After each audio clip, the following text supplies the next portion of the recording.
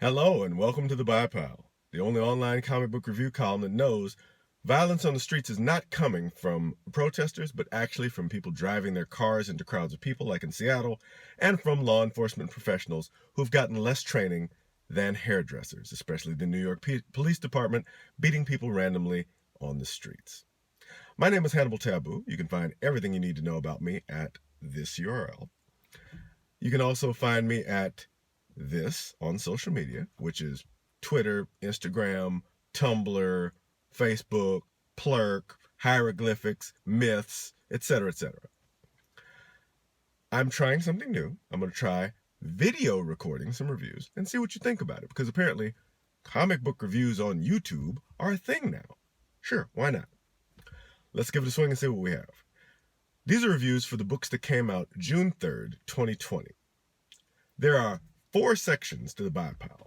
The first, the titular BiPal, is for books that are so good they demand to be purchased in the moment, or books that come from a series that has been good so long it has earned its ride home long, long ago, until it has 3 bad issues in a row, in which case it loses its spot.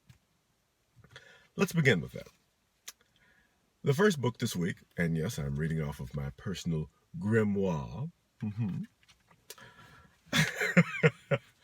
The first book that we have is Far Sector number 6 from DC Comics with the creative team of N.K. Jemisin, Jamal Campbell, and Darren Bennett. When taken as a whole, this series Far Sector is perhaps the boldest, freshest set of ideas DC Comics has seen since Grant Morrison was on JLA or Vertigo was at its height.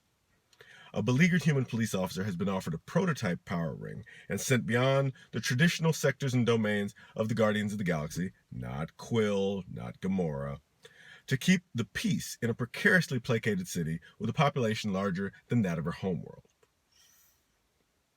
In this issue, that literal out-of-this-world experience includes emotional entanglements, comeuppances and regret, nuance and overture. The literary density of this work is impressive, as every page overflows with sumptuous visuals from Jamal Campbell and Darren Bennett, taking you all the way into a wholly alien experience with details that would have Gene Ha applauding, and subtle artistic flares that would give David Mack pause. The flashes of color in particular, used to shift mood or location, are especially effective. N.K. Jemisin puts on a virtual masterclass in characterization here as her lead, Joe Mullen, trades barbs with, hang on, this is the dude's name, all right? Put across the bottom just so you know. Marth of the Sea by the wavering dark until the sun falls. Legit, that's dude's name. He's a strangely charismatic politician with blood on his hands and illegal drugs in his veins. The encounter between these two characters is absolutely riveting, and the resolution to it feels both inevitable and surprising, paying off developments from previous issues. The reader's along for the ride for every decision as it's made, and it's engaging as heck. Also, there's a last act surprise with a visual shocker that has big implications and totally kicks things up a notch from the character-heavy bulk of the issue. The actual plot kind of eased off the accelerator a bit from previous issues, but don't worry. For Far Sector, that just means going from the normal setting of dazzling to just being really, really good. The production values and detail in every strand of kinky hair, every flash from Mullen's expressive eyes are off the charts, and this comic book is well worth every cent. So the rating there would be buy. The second section of our reviews is called Honorable Mentions. It's for books that are good, but maybe not quite good enough to deserve your actual money out of your actual pocket. Starting here, we have Reaver number 8 from Image Comics with the creative team of Justin Jordan, Nico Henrichon, and Clayton Cowles. 2 members of a team pressed into saving the world meet again on the edge of it, covered in blood and surrounded by fire. No, it's not the second act of Avengers Endgame, but a fantasy yarn about bad deeds and the lengthy quest for redemption.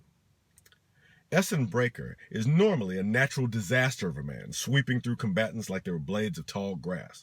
Here, thanks to an unexpected alchemical enhancement, he's on a level playing ground, and he doesn't really know how to handle that. Luckily, as noted, he's got some unexpected backup from a diminutive, bloodthirsty torturer called Rakala, who's got a mission that aligns with his own to save children taken from the streets and sent into a life of horror. There's a lot to enjoy in Justin Jordan's script here, as he shows a man like Julius in the third act of Pulp Fiction trying to be the shepherd after such an illustrious career as the tyranny of evil men. Likewise, the gritty, mean medieval settings of the town of Hashaden are rendered with sharp, crisp, almost digital detail by Nico Henderson and Clayton Cowles. What went wrong?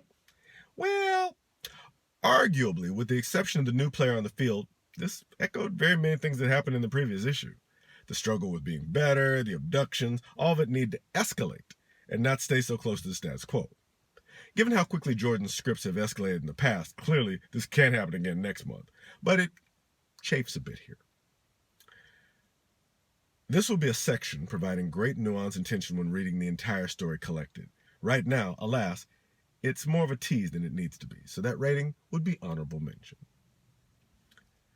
The third section of the reviews is called the Meh Pile. These are for books that, well, they weren't bad, but they weren't all the way to good, so either that or the good and the bad in the book kind of washed itself out.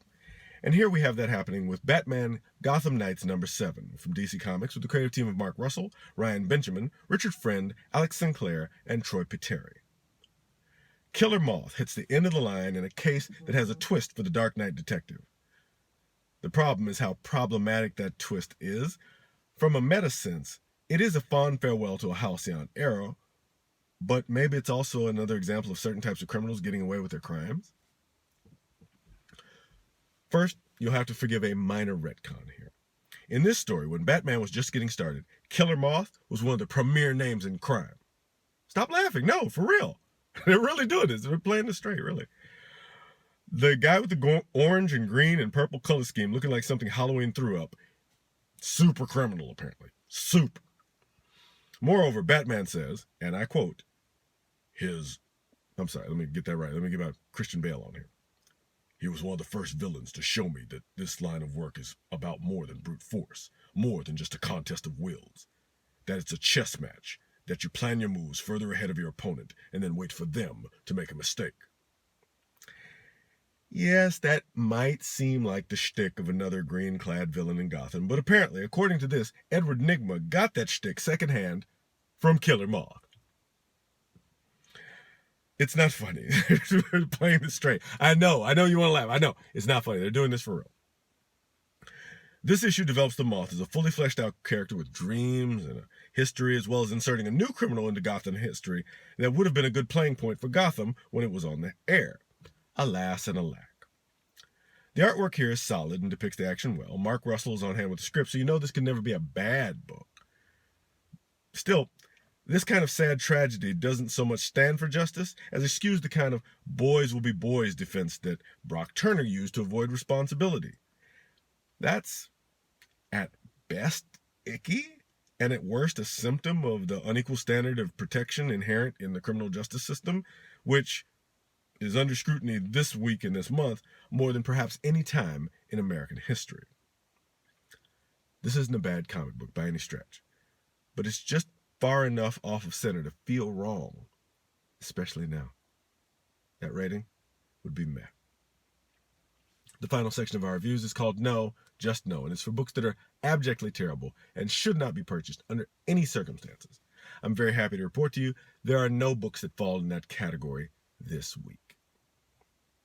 So, you can find these reviews on bleedingcool.com on Thursdays or sometimes Fridays if editorial slows down a bit. You can likewise find everything you want to know about me at HannibalTabu.com or at the aforementioned social media. The pandemic is not over. Please wear a mask. Please be safe out there. And hopefully I'll see you next week. If you liked what you saw in this video, please click like and subscribe. And hang in there. See you next time.